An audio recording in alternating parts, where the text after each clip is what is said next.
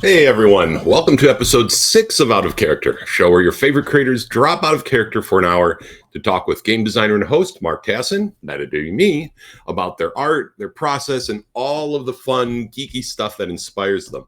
From the secrets behind their craft to the ins and outs of the business to the games and shows and books that they can't get enough of.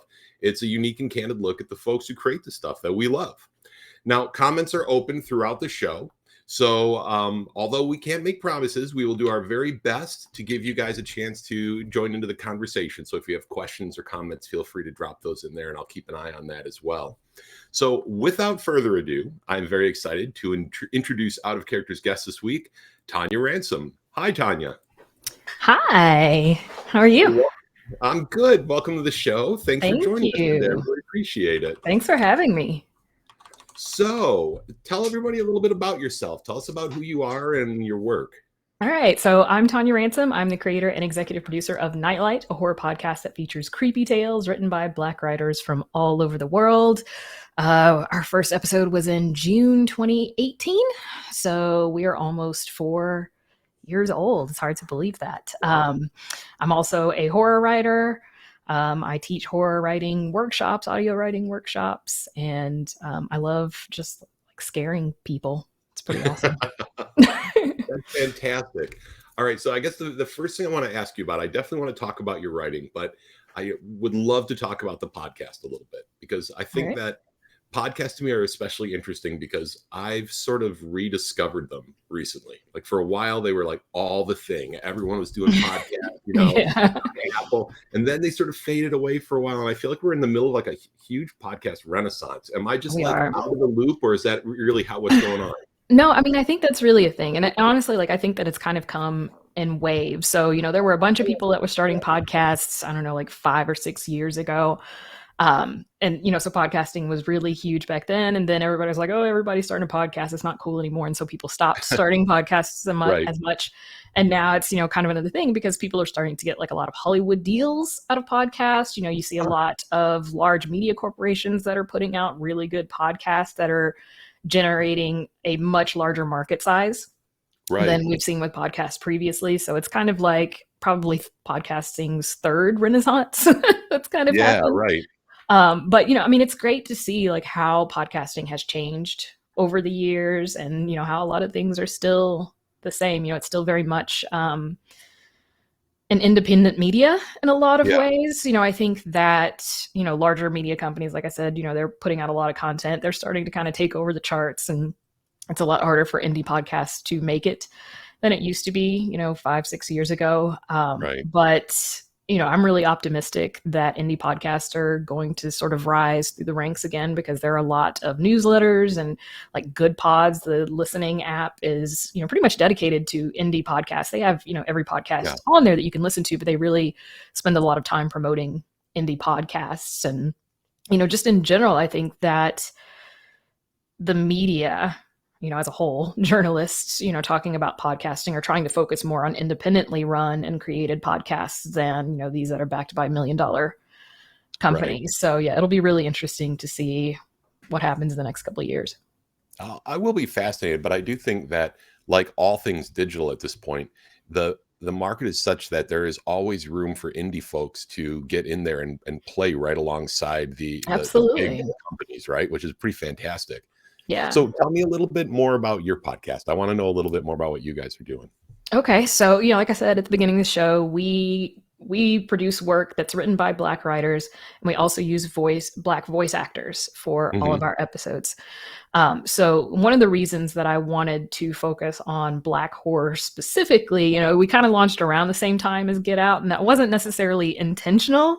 It was just, horror is my love and I'm Black. And so, obviously, like, I knew that I wanted to do a horror podcast before I even started dreaming up what exactly that podcast was going to look like. But there was a report that came out from Fireside Fiction, which is sadly closing its doors here pretty soon. Yeah, it's a bummer. But they used to do these surveys and reports about authors and where they got their work published, where they paid pro rates or semi-pro rates or and just, nominal fees or nothing at all. And the demographics of those authors. And one thing that came out in that report was something like 2.5% of fiction published in the speculative fiction space was written by Black writers. Now, in the United States, Black people make up about 13% of the population. So, huge gap there, obviously. It's gotten better, I think, as the years have gone on. But one of the reasons that I decided to focus specifically on Black horror is because I belong to a Black writers group, and we were talking about this report. And, we got to talk about, well, when you get personalized rejections, because a lot of times you just get a form rejection, you don't know why your story got rejected. But when we were getting personalized rejections, outside of things that were, mechanically wrong with the story, or it wasn't just a good fit for that particular publication, a lot of authors were hearing, oh, that story is too Black, or, oh, that story is not Black enough. And sometimes the same author got both sides of the spectrum in terms of feedback for the same story. And the people almost always sending these rejections, were the editors who were white. So basically, a bunch of white editors were deciding what arbitrary amount of Blackness should be in a story. And, we were all like, that's kind of messed up. That's not cool. And, I agreed, obviously. And I wanted to showcase that Black people can write more than about the experience of being Black. It's kind of one of those things where, if you pull a Black writer into your writer's room, or you commission a Black writer to write something, it's almost always something about, slavery or Jim Crow, or, something about being Black in the world today. We need someone who can write about the urban experience. Exactly. And it's like, dude, Black people can write haunted house stories, like, why can't we just write about a haunted house? Why does it have to be like the Black experience in a haunted house? Like, why can't we just write, nobody ever tells a white author like, oh, your story's too white, or your story's not white enough. Like, that's ridiculous. Right. But minorities of all kinds, hear that all, story's not gay enough, it's kind of ridiculous, because typically the people that are, setting these arbitrary measures of, whether something is marginalized enough or not, are not part of that group. And, I don't mean that, I think most of them, it comes from a place of wanting to do the right thing, They're good intentions, some of the folks are, but unfortunately the outcome is the same. Exactly. Exactly. And, that translates into, books, it translates into movies, TV shows, all of that. When all you see in the world is Black people writing about being Black, it's hard to imagine that you can just like hire a Black writer to write about a haunted house, or, look for a Black writer who's, written about, mermaids, or, something like that. And so I really wanted to showcase with the podcast that Black people are more than just their Blackness. We can write scary stuff about being Black, but also about everything that white authors can too. Shocking. Right. I think that's fantastic, right? Because I think that's one of the things, is that it gets to this, you really want it to be, well, I don't know, it seems so simple with what you're saying, and yet it's somehow so complicated, right? So what I'm sort of wondering about is, why horror? What was it about horror that especially you're like going, all right, I'm going to do this, but I'm going to do horror. I'm going to scare people. Yeah. Okay. So let me start at the very beginning. So my dad was a big horror fan. And of course, I have 4 brothers. And 3 of them are older. So of course, younger siblings always look up to their older siblings, and, sons look up to their fathers. And so my dad watched horror movies. They started watching horror movies. And then I started watching horror movies. And, as the first girl, of course I had to not be afraid. I had to, pretend that, if there was a jump scare, I needed to be the one that didn't jump, so it was, there was this entertainment value to it that I thought was really cool, because they let me start watching horror movies when I was really young, like, 7, 8 years old. So, maybe that warped my brain. I don't know. But, I sort of came to love horror as a young kid. And the very first horror thing that I wrote was Michael Myers fan fiction for a school assignment in 2nd grade. We had to make picture books. Poor teacher. I know. We had to make picture books, and we had to bind them, and like the whole thing. Wait, you said picture books? So there were you had images as well as oh, nice. Oh yeah, there were plenty of corpses and blood pools and knives, and my teacher called my mom, and I was a really good kid, right? So when my teacher called my mom, I thought, oh, she's super excited about what I wrote. Like I wrote something really good and I scared her, and this is great. And so I kind of got hooked on that feeling. And I didn't realize, until I was a little bit older, oh, she called my mom because she was worried that I was writing about a serial killer and, drawing bloody corpses.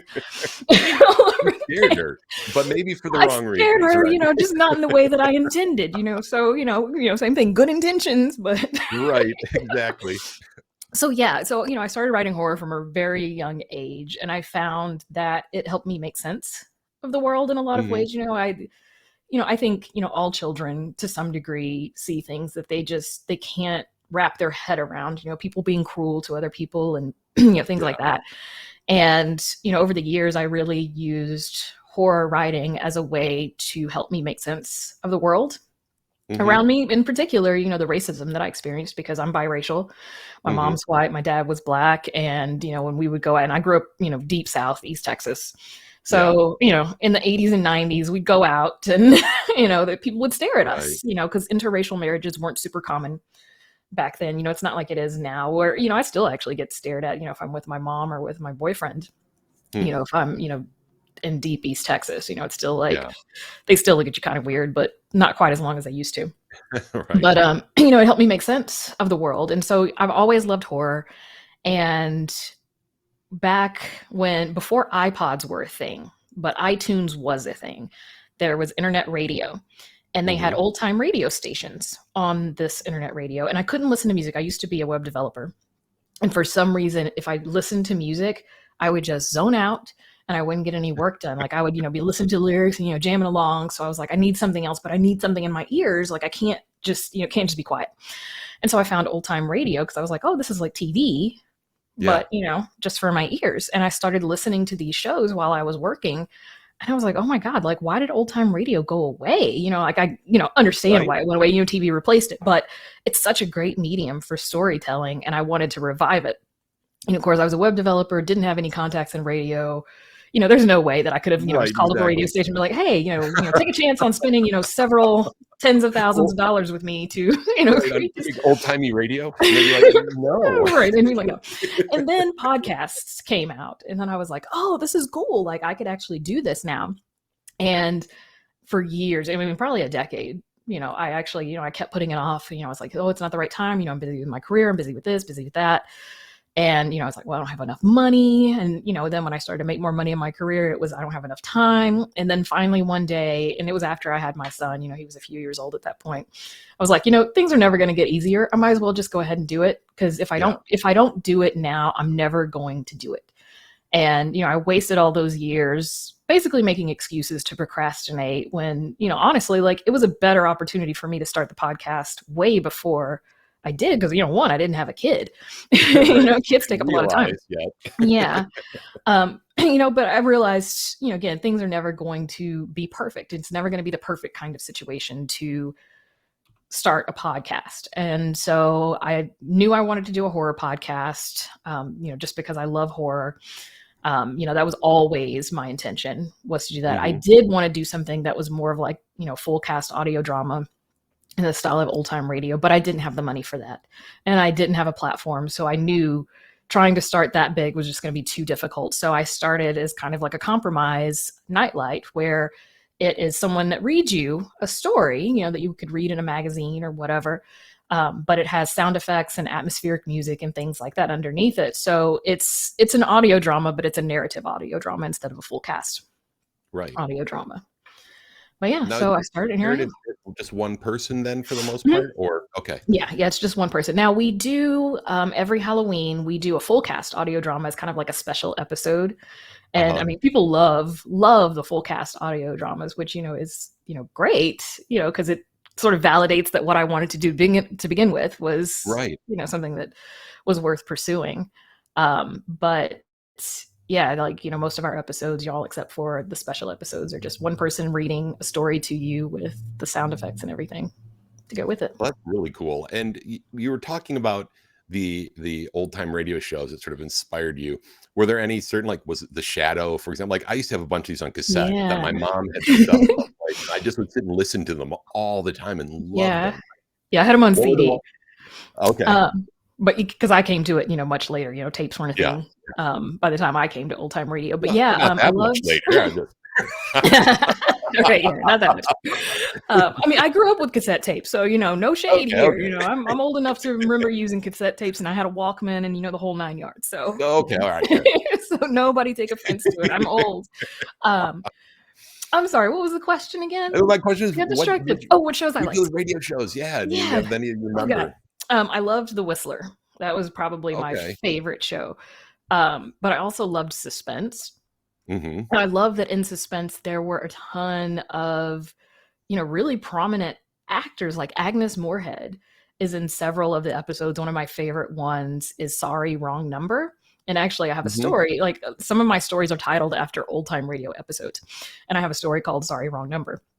But Agnes Moorehead was I remember like listening to the credits and thinking, "Oh my God!" Like the door from because I watched Bewitched. Like Bewitched and I Dream of Right. Jeannie were my jam. When I was a kid.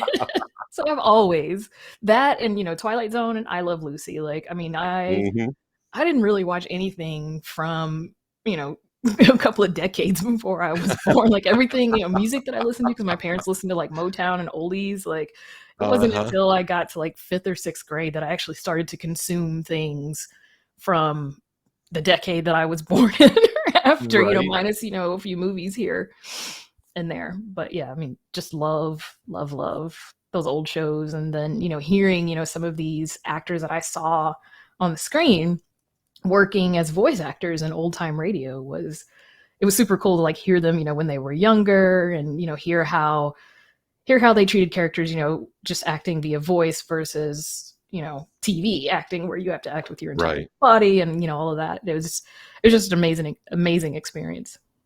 Well, and writing an audio drama, I mean, that's requires something very different because there are so many things that you can count on the reader to be able to hear or a narrator tell you that in the audio drama, you don't have that advantage. How do you get around those moments where it's like they can't see what's happening, so you have to tell them somehow without someone stepping in and telling them, right? Well, yeah, but that's what a lot of audio dramas do. And I think, podcasting is starting to step away from this idea of you have to have a narrator for your audio drama. So, a lot of older podcasts have a narrator and then they'll have, some live action stuff. And then, the narrator kind of steps in to explain things. And it's great to see a shift away from that because I've always felt like a narrator kind of took you out of the story in a lot of cases. I mean, The Whistler did it really well because, that show has a narrator, but it's really hard to pull off a narrator interrupting a story to tell you, something with exposition, without taking you out of the story. But yeah, I see that changing. And I think that part of the problem is most of the people that are writing audio dramas today were raised on visual media, TV and movies. And so, when you're writing something, you're seeing pictures in your head, rather than hearing what it sounds like. And so like, there's just this extra step that you have to think about. Like, so this new audio drama that I'm working on starts with a teaser scene of these two women that are trying to summon a demon. And you have to convey that this is happening, before present day. So this is happening in the 90s. Yeah. So, on TV, you just have, a title that comes up that's like, 1995, super easy, right? Like one line. You can't do that in audio drama. And so what I did instead was I had the characters talk about something like, hey, did you hear about that guy that blew up that building in Oklahoma City the other day? To help set the time frame of when that particular scene was happening. And so I think that you have to be creative in those kind of ways and think about how can you use dialogue to convey information?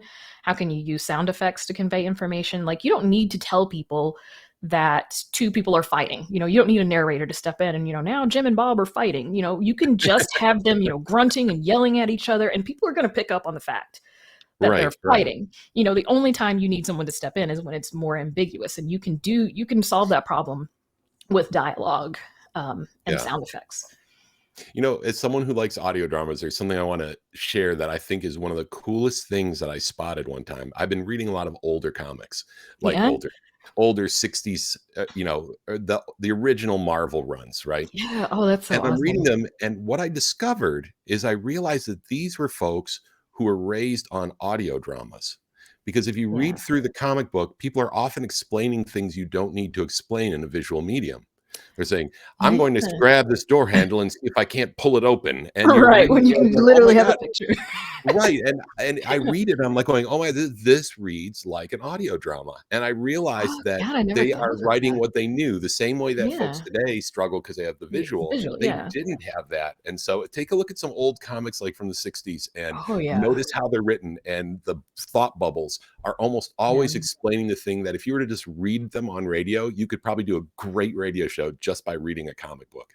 Yeah. So Oh, something man, fun to now think I'm about. super interested in doing that 'cause, like, I love like, I read a lot of newer, graphic novels, but I haven't ever read any of the new because I'm not against superheroes, like, like, I watch the Marvel Yeah, movies yeah, and stuff like that. It's just not something that I'm super into. Like, I like the horror graphic yeah, novels yeah. and, like, there's a few of them, that I've read from, way back when, I think, like, Tales to Terrify or something. I can't remember the name of it. Uh-huh. But yeah, like I never paid attention to that. Like that's a really good point. Now I'm gonna have to But like go back and yeah, check them out. It's kind of yeah. fun because I'm always looking at those going, oh, it'd be so fun to make an audio drama out of these. And Oh, it'd be so so cool.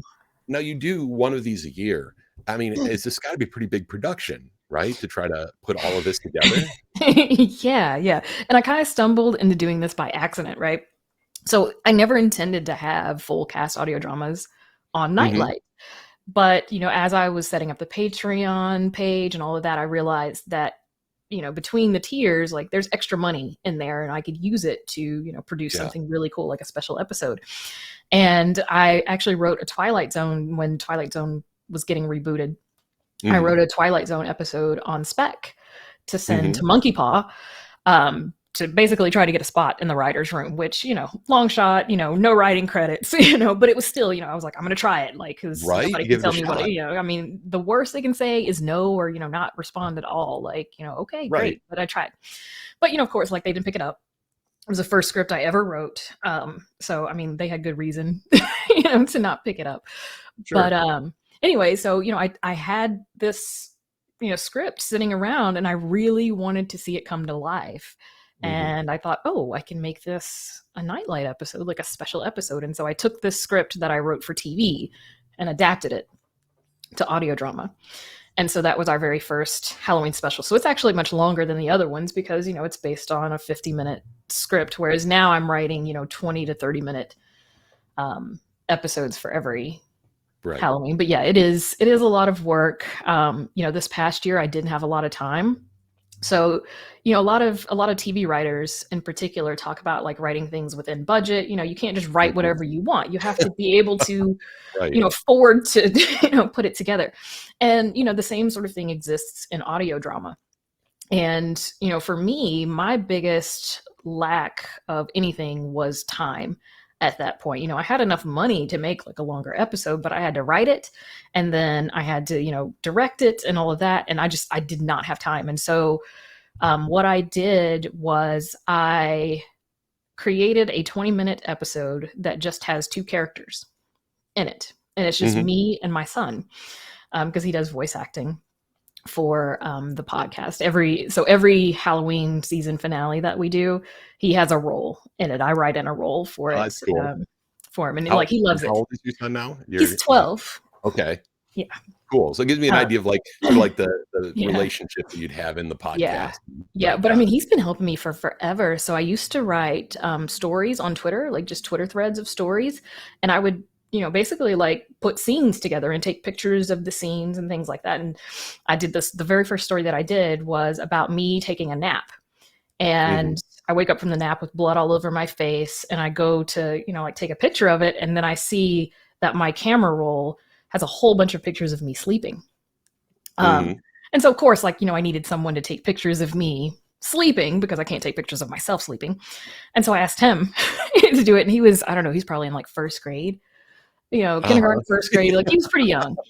And I made blood out of chocolate syrup and red food coloring, so it would look kind of dried, so it wouldn't be like bright red. Hmm.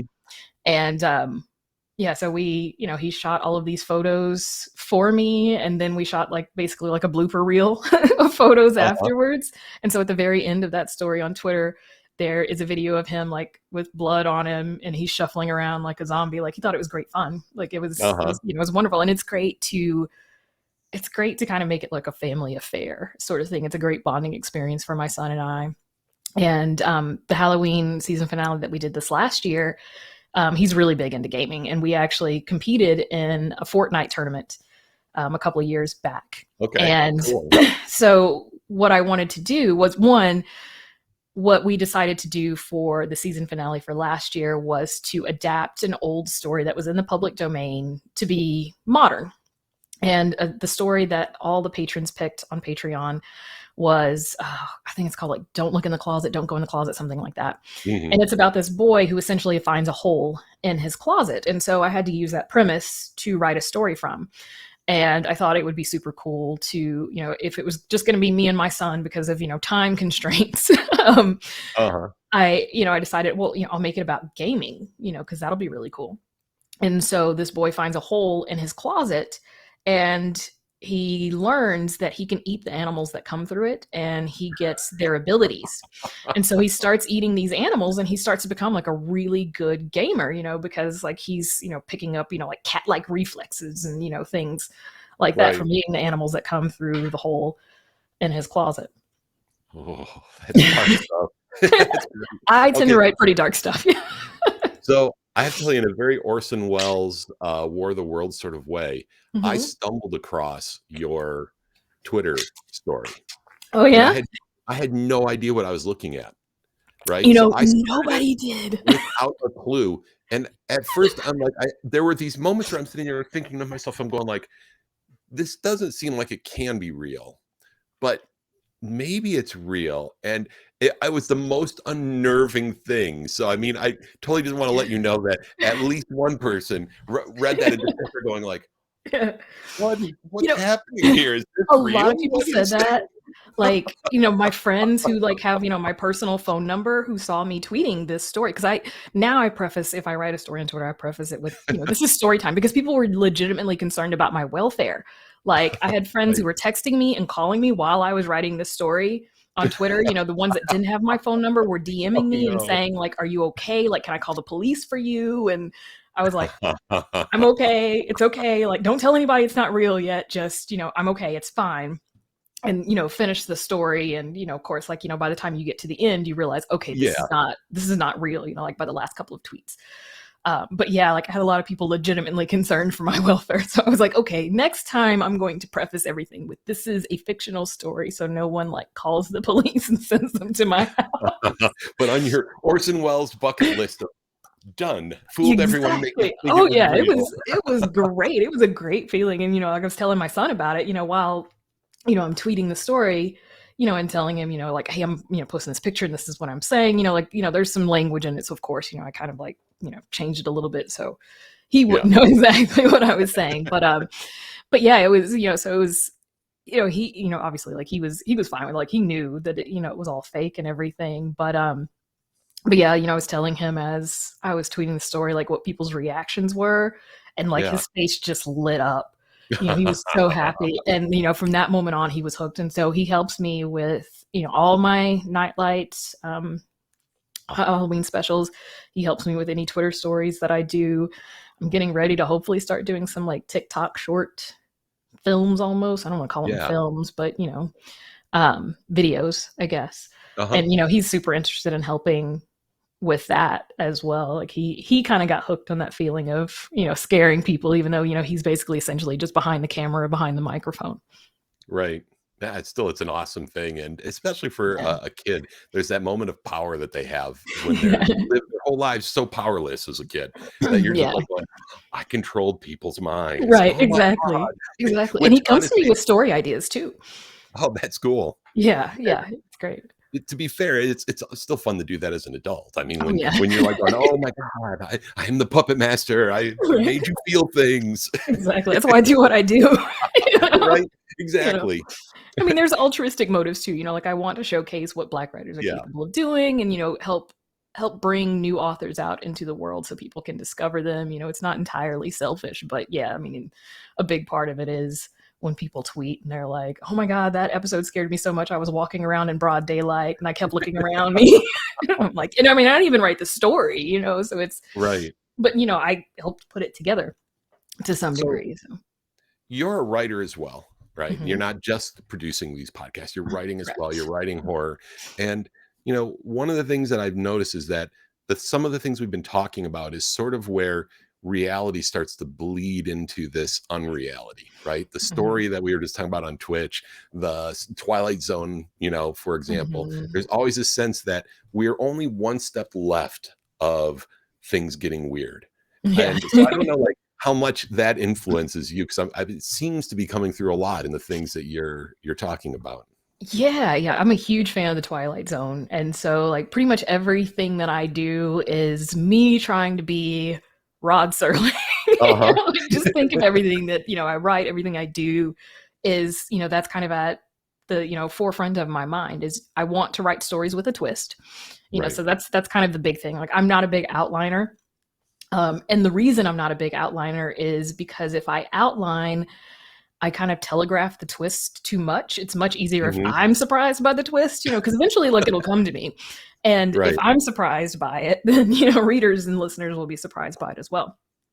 So, I always start with a beginning and then what the twist is. And then I kind of just, fill in the blanks there. But it's Twilight Zone is such a huge inspiration for me, the social commentary aspect without it seeming quite like social commentary. He wrote a lot of episodes, and not just him, but Richard Matheson, all the other writers wrote a lot of episodes about xenophobia. And typically aliens are a stand-in for some sort of foreigner. Although, there was one episode where, actually there's two episodes. One of them, they didn't even air when the Twilight Zone came out. And I can't remember the name of it now, but it's about this guy, this Japanese guy who's, coming basically to this guy's attic, and, he's looking for a samurai sword. And, of course, this guy's treating him like crap, and, calling him slurs and, things like that. So, there was definite, more direct social commentary about things, but a lot of times, racism and, xenophobia was cloaked in this fear of aliens. Which, I thought was really cool. And, McCarthyism, was a big deal back then too, which, also ties into the xenophobia, but, he never really directly addressed it very often, which I think was really a really cool way of commenting on some of the big social issues of the time without seeming preachy, because I think that's what a lot of people feel. It's sort of name recognition, right? I mean, one of the reasons that people advertise is for name recognition, but by doing something like that, they sort of plant subconsciously the thought in your head to understand the situation better, so that when it shows up in real life, your brain makes those connections to what you saw, and you maybe think about that real life situation different than you would have, right? If you hadn't had that other sort of fictional experience with which to sort of paint your view of the world and hopefully change behaviors with that. Yeah, and I honestly, I think media is our best weapon against racism, homophobia, Islamophobia, name the phobia. I think a lot of times phobias are born out of fear of the unknown. And, when it comes down to it, most people don't really know a gay person.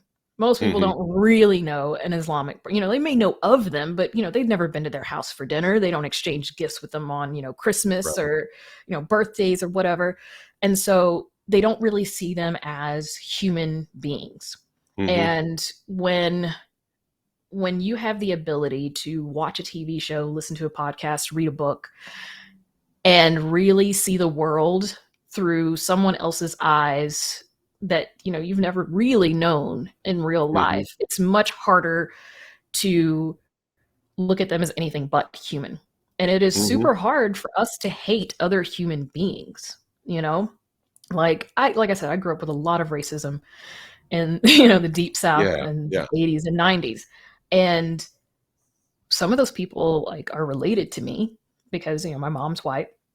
And her family, disapproved of her relationship with my father. They believed that my sister and I were going to hell because, we were mixed and that was an abomination. We were a sin, essentially. And, that my mom and dad were going to go to hell too because, they were committing a sin. And, all of that came from a place of just not understanding that Black people were also human. And then, not having that mental framework of seeing Black people as human beings.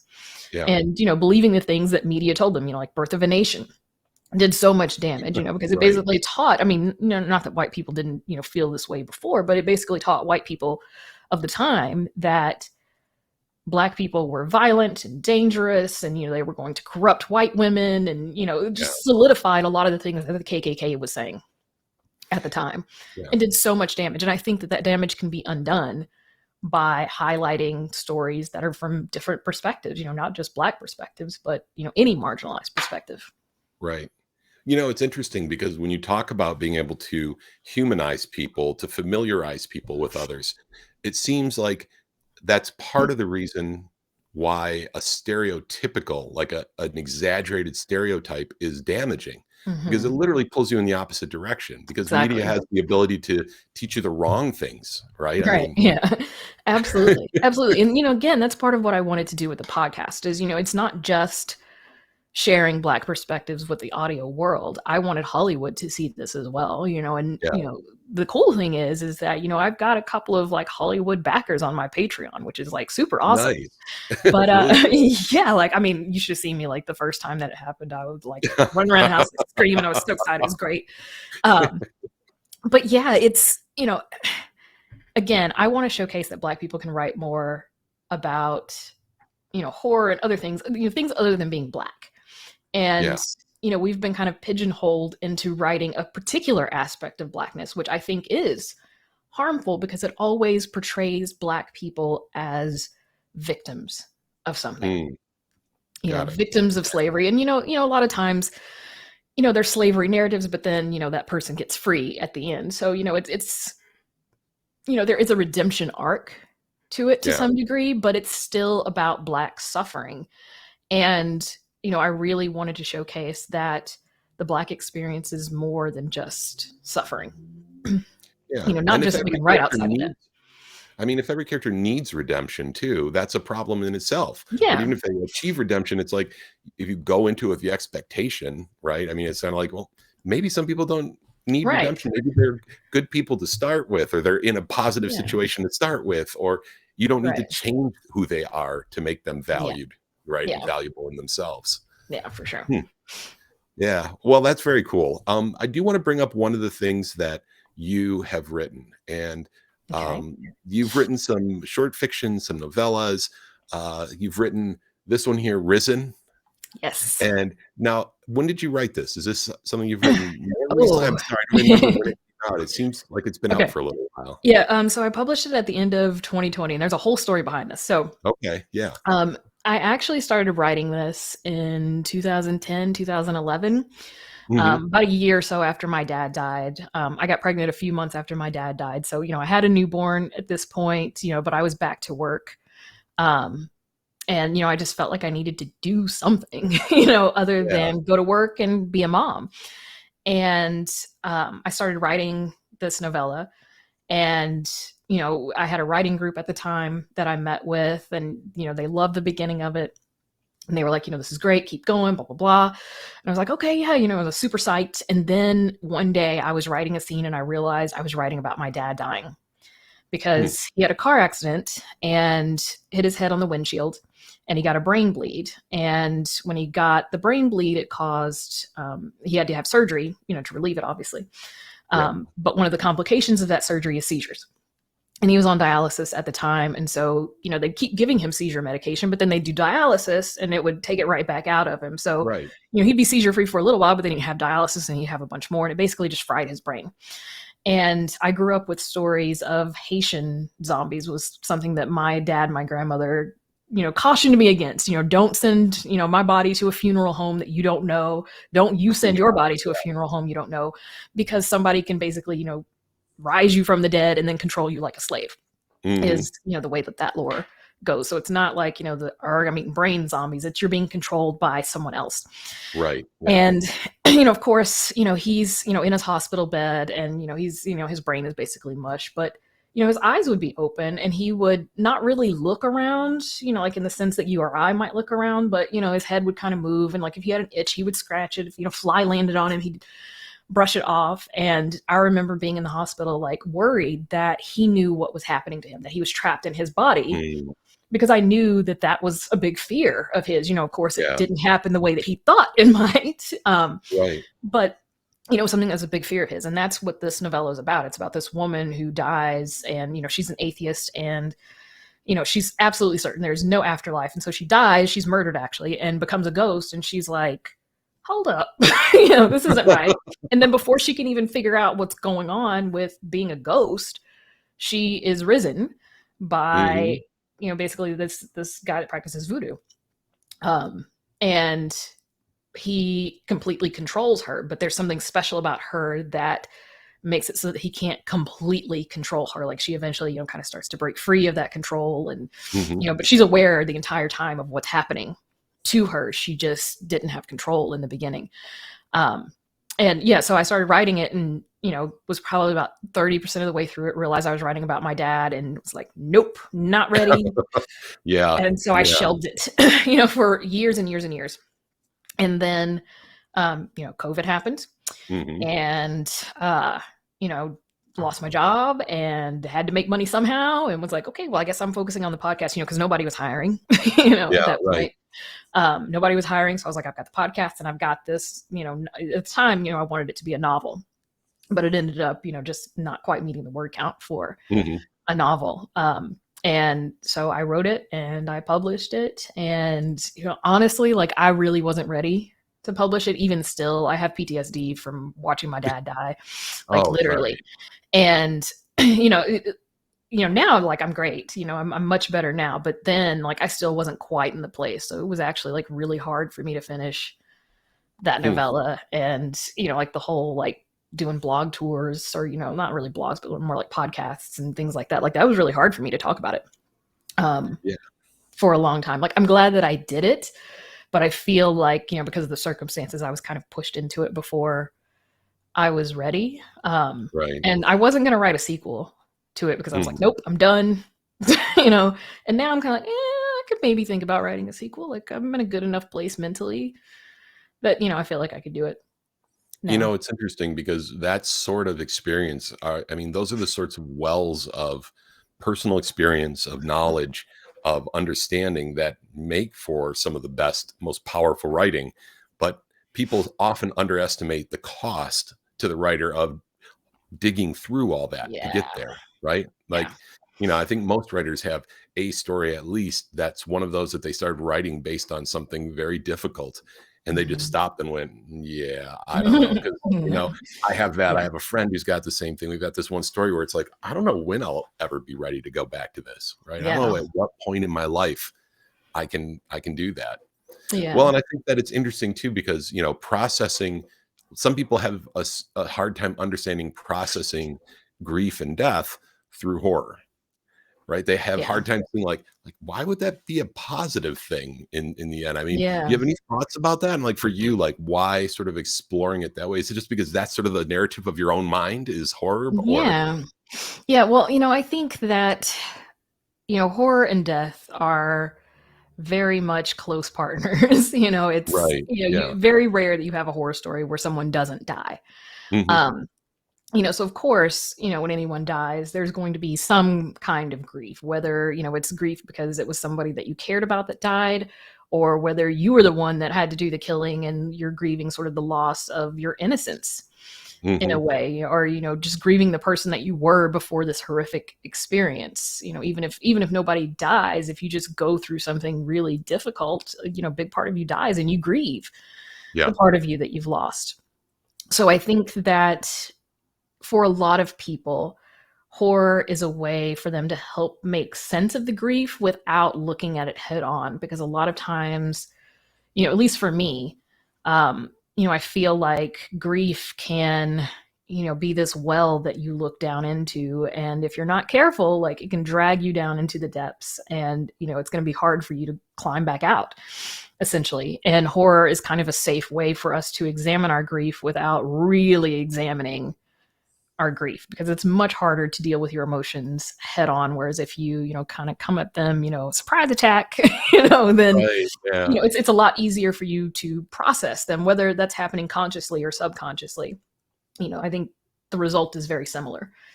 Yeah, because you can end up with representative ways of dealing with it, and that, I Yeah. mean, that's something psychologists like to use. It's, in a sense, it's just doing it naturally as a creative person when you Yeah. start building things out that way. Yeah. All right, so before we have a little bit of time left, but I do want to jump back to one thing, if I may, sort of change course a little. We only Mhm. got to talk a very little bit about Twilight Zone. I I love the Twilight know. Zone. Made my daughter watch the Twilight Zone, my son when they were growing up, and they Yeah. were like, "Dad, why am I watching this?" But then they start watching, they love it. So, favorite Twilight Zone episodes? Do you have any that are just like the ones that are like, "Oh my God, I love that story"? Oh, the one with Talkie Tina. Was it like the talking doll or something? Or Uh-huh. so I can't remember exactly what it's called right now. But yeah, the one with Talkie Tina. That one. I mean, dolls creep me out. Like even as a kid, like I never played with dolls as a little girl. Like I thought they were Uh-huh. creepy. I didn't want anything to do with them. And then, my sister came along and, she wanted me to play dolls with her all the time. And, of course, she was the little one. And so, my parents would be like, play with your sister. Don't be mean. I'm like, no, the dolls are creepy. I don't want them. you know? Uh-huh. Um, so I think, that's part of the reason that I really like that one is I just find dolls are one of the few things in this world that really creep me out. And, that episode didn't necessarily creep me out, but it definitely made me think Talkie about Tina. weird dolls that creeped me out throughout my childhood.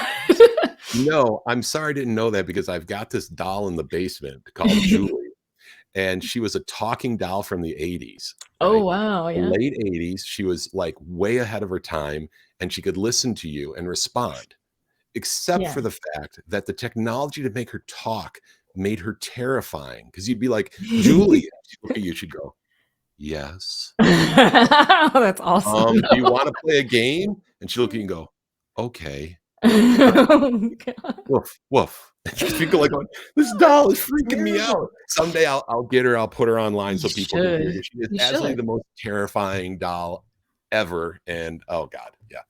Yeah. Do you remember the one where the person is like is a recording, right? He says, "You're Mhm. not even a real person," but it turns out that it's the twist at the end is that it's like, "Actually, you're not a real person, and here you are, and I'm gonna burn your recording, and you cease to Oh, exist." yeah. Yeah, I remember Oh my that one. god. Yeah. Yeah. I can't remember the Love name of it, that but one. yeah. That is a good one. That is a good and Rod Serling was actually in that one. Mhm. Like, it was more than the narrator, like, he, kind Yeah. of, like, came in and did something. I think that was one of the few episodes that he actually had, like, a part in. Well, I told you my daughter's favorite was Terra at 10,000 feet, and Yeah. like I said, it's That's a because good she was a one. Star Trek fan.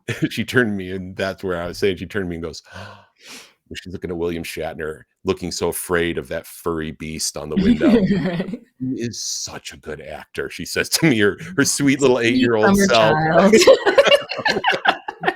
Yeah. I'm like, "You're right, William Shatner is a great actor." Oh, man.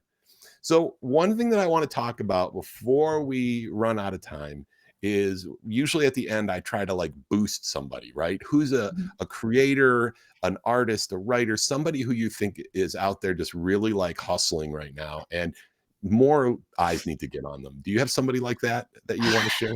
Yeah, I actually just read this book by an author named Gus Moreno. It's his debut novel, and it's Mhm. about grief. And it's called This Thing Between Us. And it is probably one of, definitely in the top 5 novels that I've ever read. And I Huh. think that he should have been nominated for a Stoker, and I'm upset that he was not. Like, he needs all the awards. Like, it's such a good book. I cannot recommend it enough. What Um, is it about his writing that you find so intriguing? What is it that just draws you in so much? I'm still trying to figure that out. Like I was reading through the novel and I was like, I'm going to read this again to figure out what it is that I love about this so much so that I can, because I'm working on teaching, getting ready to teach. I'm putting together the curriculum for horror writing workshop. And I want to Right. use that novel for one of the modules and explaining how he does things. But like honestly, like there's not one thing that I can put my finger on that he does really well. Like there's some foreshadowing and things like that, but I think that he's just a really well-rounded writer. Like a lot of writers are great writers but not great at storytelling, or they're great storytellers and Right. not great writers, and he's both. Oh, that's awesome. That's like the Yeah. package you dream of, right? The Yes. one Yeah. that, the writers that you like. For me, great writing is writing where I stop noticing the writing. Exactly. And but then the story is so powerful that you wanna keep going, right? Yeah. I mean, it's very, very cool. Oh, Yeah. cool. This Such a good appears book. to be This Thing Between Us, a novel by Gus Marino, so definitely check that out. Now you've got some crowdfunding coming up, right, I for new do. projects? So tell me Yes, about I that. do. Okay, so I'm starting my second audio drama. Yay. Yeah, awesome. And this one is super, super close to my heart. It's called Afflicted. And it's about it's think of it like a cross between Lovecraft Country and True Blood. Okay. So like there's these elements of hoodoo in it because I grew up with hoodoo. I don't know if you can tell by the zombie story I told earlier, Yeah. but yeah, I mean, like I grew up with, and my grandmother never called it that. She was just like, you use red brick dust to keep, bad things out of your house, and make sure that you always, sweep toward the door, not toward the inside of your house. Things that I thought were just superstitions, but it turns out, as I was researching Risen to figure out the Mhm. voodoo aspects of it, that there was actually a name for all of these things that my grandmother and my father did, and it's called hoodoo. Hmm. And so basically this audio drama is kind of like a love letter to my childhood, like sort of nodding to those stories that I grew up with that helped cultivate my love of horror. And I think also like specifically Black American folklore Mhm. is not super well represented. Like we hear a lot about voodoo, but we don't hear much about hoodoo, and it's Mhm. completely different belief system from voodoo. And so I've been working on this for years and years and years. And once again, it's kind of like, what, I just need to do it. Yeah, I'm right. getting ready to raise the money for that. But it's kind of told in the style of American Horror Story, in that each season is a self-contained story. So season 1 is about this town that suffers a bunch of natural disasters that are anything but natural. So Mhm. earthquake when there's no fault line, tornado, there's not a cloud in the sky, that sort of thing. And there's this woman who was modeled after my aunt who passed away a year before my dad did. And, she's like, take no prisoners, like, just, she doesn't suffer fools. Uh-huh. And, she's kind of like the town hoodoo queen, but they've sort of shunned her because they're like, she's weird and creepy, and, there's something off about her, when really, like, she's just sort of the keeper of this knowledge that is starting Right. to disappear from Black America. And there's this bartender there as well, that his job is basically be like the historian of the town. So he understands that this teaser scene at the beginning that I was talking about, these women who are summoning a demon in the woods, like he understands what's really happening when this earthquake strikes. And the main character, who's modeled after my aunt, does as well. They understand that this is more than just some weird thing that can't be explained, that somebody has actually opened a portal to hell, essentially, and the town is going Right. to go to hell if they don't do something about it.